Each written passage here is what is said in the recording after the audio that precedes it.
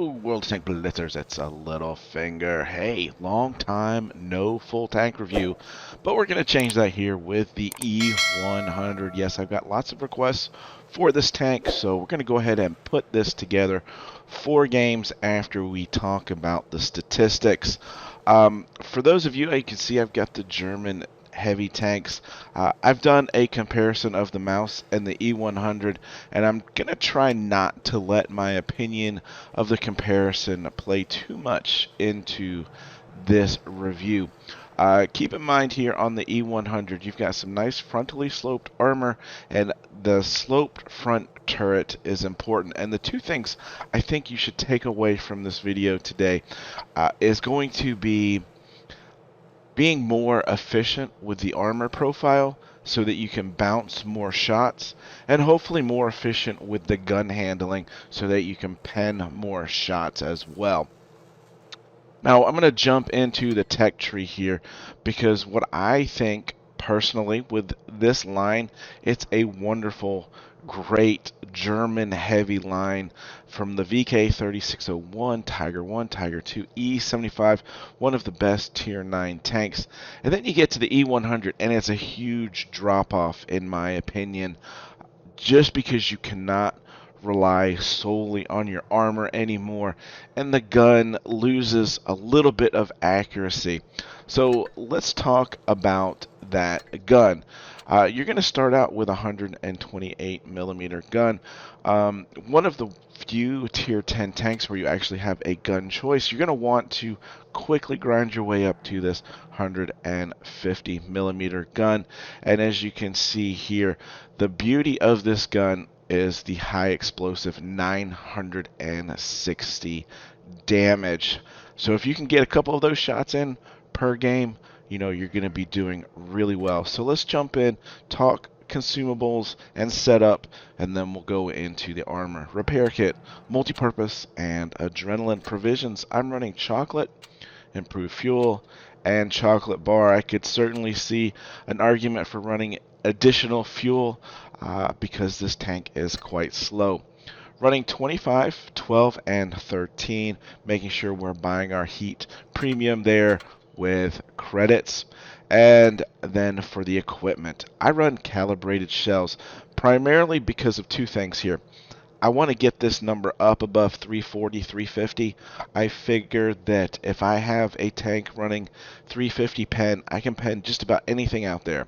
And then also, because we have a nice HE number, we're getting 10% with the calibrated shells, so that puts us up to 94. It's not super great, but it's a nice number that we can certainly pen more than you would think out there. Defense system, camouflage net, enhanced gun laying drive to increase our aim time. I run the enhanced armor. If you feel that you're getting penned every single time and you just can't get the angles right, you might want to just switch over to improved assembly and get that 165 additional hit points. I run engine accelerator, refined gun. This certainly helps with your accuracy. Keep in mind, vertical stabilizer is for those tanks where you're shooting on the move. I don't find that to be the case here in the E100. Toolbox and consumable delivery system. Alright guys, Armor Inspector, and let's just go through X-ray mode first. You can see we've got 250 mil of frontal armor with that sloped backwards on the front turret here, 294. You've got 200 mil on the upper plate here on the hull, which is effective at 427, and 150, 233. This is your giant weak spot. We'll get to that here in a little bit later. As we start turning the tank, you'll notice we've got spaced armor on the sides. And really, this might be more beneficial for those of you facing against E100s, but for me, the guaranteed pen is the side of the turret, right? It's 171 millimeters. If you're shooting into this spaced armor, not only do you have to go through the 60 mil here on the spaced, but you've got to get through the body of the hull, and that's 183 total. Yeah, you can shoot through the tracks. That's a little bit iffy. That's 160. But if you can find some of this yellow space here, that is only 120. And obviously that's going to be a guaranteed pen, but that area is so small. But what makes the tank effective here is once we start turning the armor, look at these numbers jump up. 280 here, 260 here, 223. Even if we're lucky, 181. We turn that just a little bit more and look at these numbers: 390, 199, and 300. So these numbers really, really start to jump once you start angling this tank properly. So let's switch on over to the pen mode here. All right, so you're facing off right now against an IS-4. Lower plate, like I said, this is a huge area and very, very difficult to hide. You've got this turret ring here. If anyone's face hugging you, they can pen this fairly regularly. Not a lot you can even do to mitigate that, because once you start turning, it's always there. And then there's a little strip here on the top. I don't find anybody able to pen that. Is a very difficult shot. But what I want to talk about real quick here is high ground versus low ground, right? If you give up the high ground, look what this does to this armor profile. Someone's shooting you from above, right? You've lost all of that effective armor around the turret, and they can just pen you with just regular AP shells. So, if at all possible, guys, try to get into a position of high ground where you are shooting down upon somebody, and you can see what that does. It hides that turret ring. If you're using some sort of broken wall or a ridge line or a little mound, you can hide this lower plate. Then we can look at rotating this tank to try to hide some of these spots. And you can see here we have got to get to almost 35 degrees before we start making the lower plate turn red, right?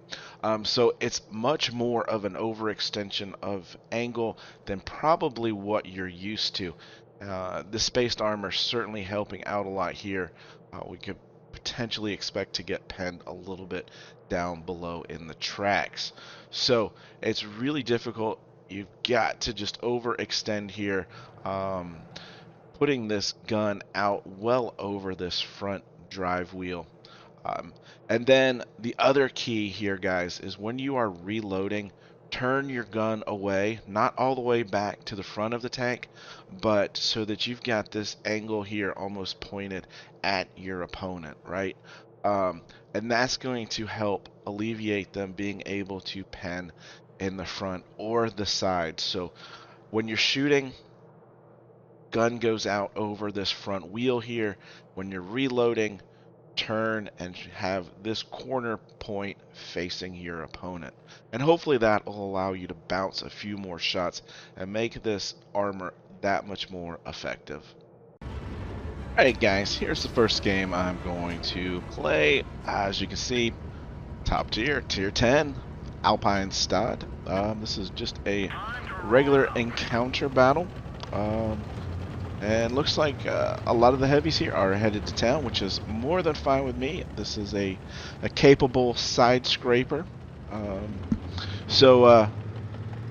This game, not a super huge high damage game, but it'll show you what to do and what not to do a little bit more than some of the other games I'm going to show later, as far as, you know, tank angling and whatnot.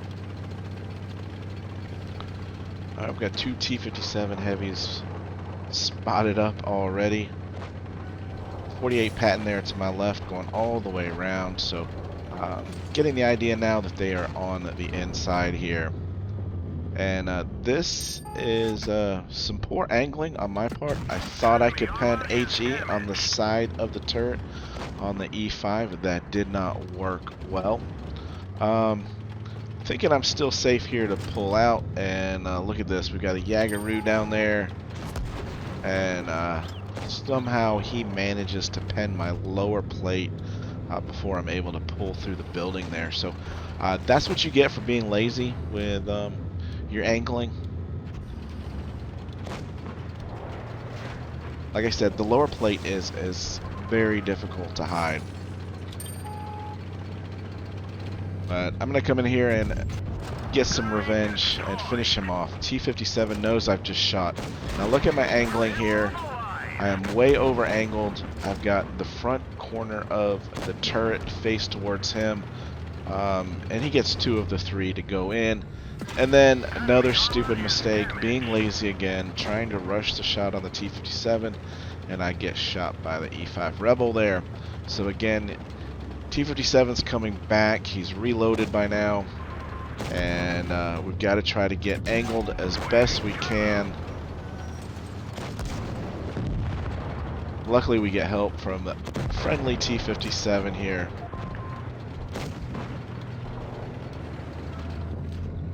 Might have blocked his shot, but I go ahead and get the kill there. Don't think I realized that he still had 1 more in the chamber ready to go. So 2,700 damage. You're gonna get some big numbers because obviously the tank has good alpha damage, right? It's 640 on average. HE pen, like we talked about, is 94, should be doing 960 damage, and as you can see there, don't get that full max roll. And I do want to point that out because in all 4 of these games, every single HE shot that should have penned does not do max roll. And I don't know, it kind of bothers me about this tank that that's such an occurrence, really. But 3442 in damage, 52,000 credits there. Top damage, had a good team, and 6 shots went in, right?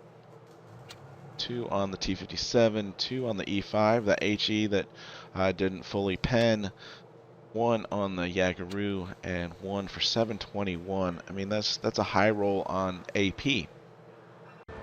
Alright, so let's switch to game number 2 here on a Normandy and see if we can't put some more of these techniques into place.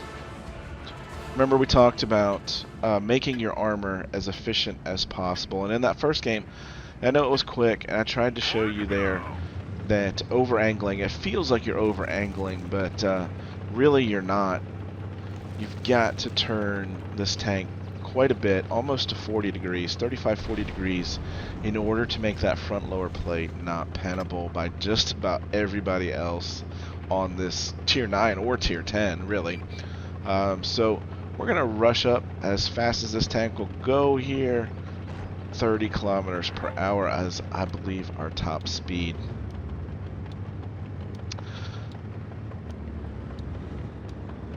And that's, you know, part of the difficulty I have with just raving about this tank. You've got one of the slowest speeds for a heavy tank, and you also have one of the longest reloads, on top of the fact that this is one of the least accurate guns of the tier 10 tech tree premium tanks. So you miss a shot or 2 here because you've rushed it or you didn't fully aim, and it makes a huge difference. You'll see that in the next game. But obviously they've all come down here, getting our first shot into the Mausch, and Vickers Light's no threat there, so we're gonna focus on the T-22, and he is now taken out. Alright, so we've got 2 tanks down here, the Mausch. We're going to try to hit the Cupola, but no such luck. So, you know, I'm going to just go ahead and drop adrenaline because we've got 2 tanks here and taking the high ground. We talked about that with the armor profile. Shooting down onto their sloped armor makes it much easier to pen. And if I can't really hide my lower plate here, which is why I'm angling as much as I am. 554. That might have been a heat round from the E100 there, or just a low roll. As you can see, easy to pen that as soon as it's pointed directly at us. Foch is coming in here. I thought he was going to stay focused on the Emil, but he's going to turn towards me. So I'm trying to lower my lower plate as much as possible. And there we go. There's that bounce that we were looking for. And now he's more focused on the Emil because he knows we've got a long reload.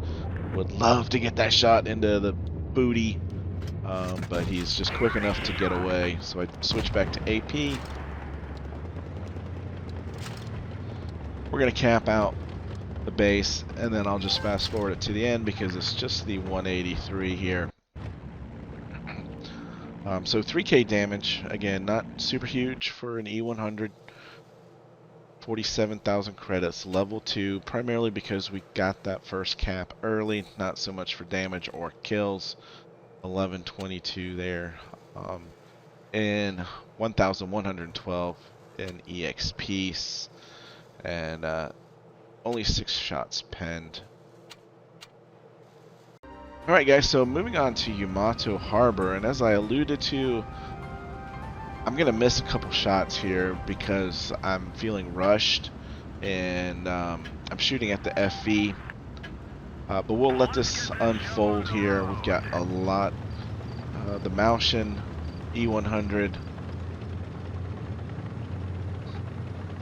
And so I'm feeling comfortable that, you know, the battle's going to unfold here towards C. If it doesn't, I've got enough hard cover here around B to hold my own, essentially. And people aren't going to rush you in an E100 that often. So taking a very aggressive position, knowing I've got some help on my left, and hopefully these guys are going to get held up here.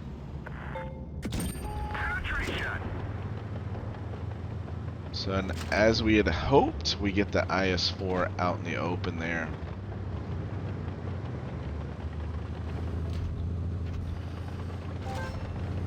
Pulling on up, see if we can get some more shots. We've got the backside of an AMX. Let's load HE. Really expected that to pen. We only do 400 damage, and here again, showing us the back of this turret. Nicely lamed in, and we still have yet to get a 960 or above roll on the HE. Knowing this Maushin's coming, I'm trying to get myself into a better side scraping position. We managed to do so. And can pen the side turret. Here comes trusty T30 to screw up my side scraping position. Comes out and gets obliterated.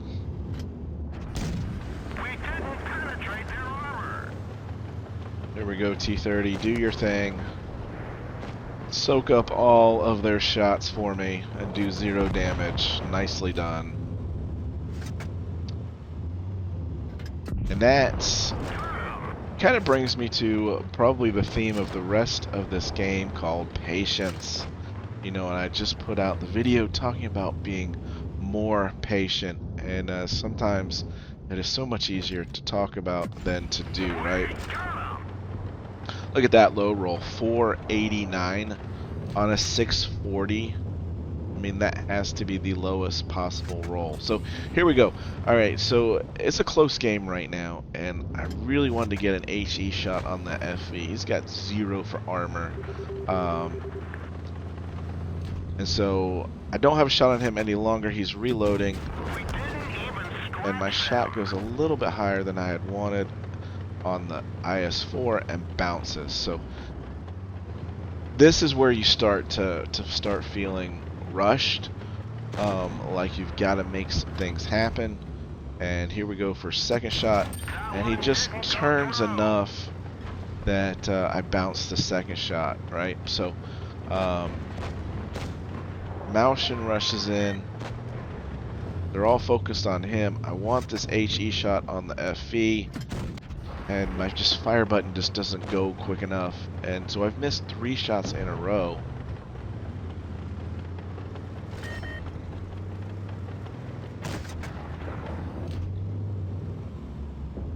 Still hoping to get a big shot on that FV, and it hits the dirt. It hits the dirt. It hits the dirt. And so I'm reloading here. Missed 4 shots in a row, and that's what I don't like about a big gun like this. Is if you start missing, it compounds itself. We get a snapshot of HE to go in finally on the FV. But again, only 818 damage. Now, my fear was that he was reloaded already and was going to come around and finish me off. And I just wanted to push on forward here and take shots from the IS-8. And I totally forgot the T-92 is there. Doesn't matter because he bounces, but the FV is now behind me. I can't do anything about it, and he finishes me off. And talking about patience here, obviously, I should have backed up and played defense and not offense in that situation, being down a tank. So just remember that, guys. I got flustered from having, and we're doing almost 5k damage here, having missed 4 shots in a row, and I pushed instead of playing defense. And that was my fault. I really could have changed the outcome of this game, I think, had I made different decisions there towards the end.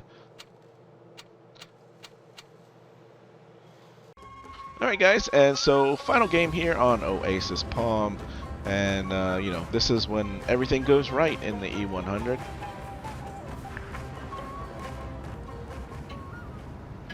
So we'll let this roll. The team is going to go right onto the heavy side.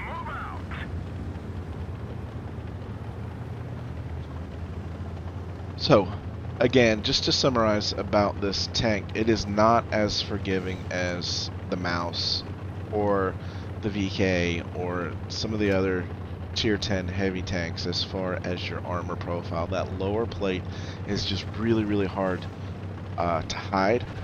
And then, you know, because you've got such a flat surface on that upper turret, it too is fairly easy to pen, especially with premium rounds. So to me, the armor on it obviously does not live up to the German line that you're used to, Tiger 1, Tiger 2, E75, but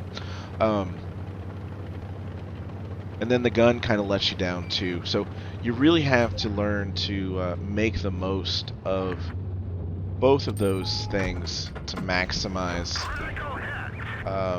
you know, your ability to play this tank well.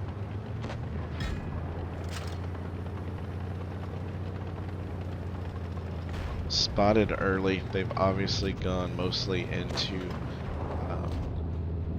the hills there. As we get kill number 1. Now we are staying low in this ravine here. That T-62 has flanked us already.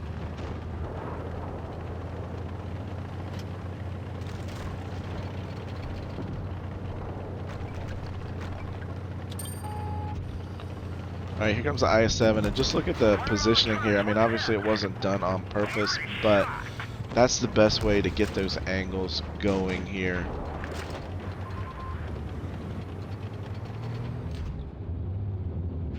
And now, I'm not sure why this T-62 gets so aggressive knowing I'm over here. But we'll take him out. The IS-7 has come back around the other way, which is fine by me, because that's where all of my friendlies are. Reloaded here into the tracks, max roll, 800 damage and a bounce because we are angled away from him. Alright, we're aiming at the IS-7, we're aiming below that spaced armor, just above the tracks for the kill shot for kill number 3. And really, I'm not worried about my hit points here. I want the kill for kill number 4, right? Alright, there is kill number 4. Unfortunately, The Waffentrager is on the other side of the map, so we're not going to be able to get him. Feeling real lucky. HE into the hatch of the FV.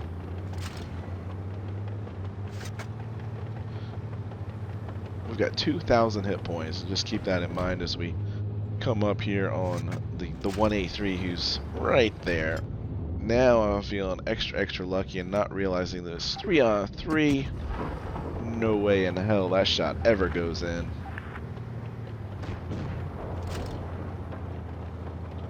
But I want kill number 5, and so we're going to rush on in on this 183. HE's not going to do it. He takes 868 from us, leaving us on 1163. I drop adrenaline because I want the kill. And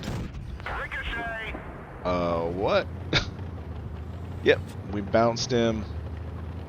Try to angle it here, but 1001, leaving me with 162. But we get reloaded just in time to get kill number 5, 5,000 damage. And yes, that was an ace mastery.